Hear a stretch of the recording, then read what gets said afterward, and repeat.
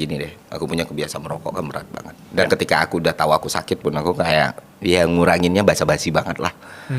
At the end of the day dia tetap merokok kencang. Tapi ketika aku tahu misalnya kayak kemarin anakku sakit gitu kan, terus ngomong sama dokter gitu, ya penyebabnya karena transmisi kan, penularan dari ART dari neninya sakit, ya udah gitu.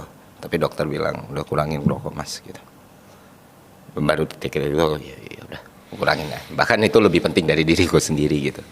Dan hari per hari ini juga ya aku nggak bilang, aku nggak sounding wah aku berhenti ngerokok, enggak.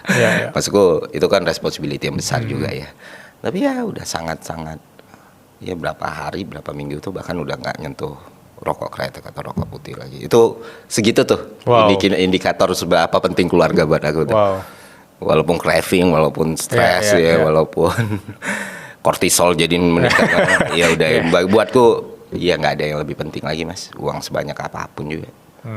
Dan ya tingkat prioritasnya itu buatku gede banget gitu. Sangat-sangat besar dan bahkan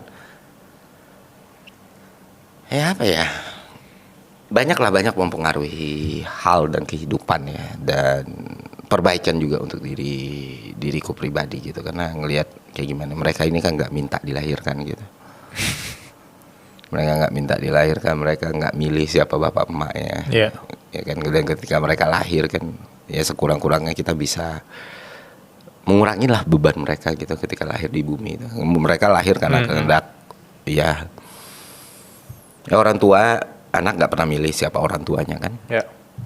Jadi aku pikir ya harusnya jadi prioritas semua orang ya, keluarga. Dan aku malah mikir berapa tahun terakhir ini waktuku sangat kurang gitu.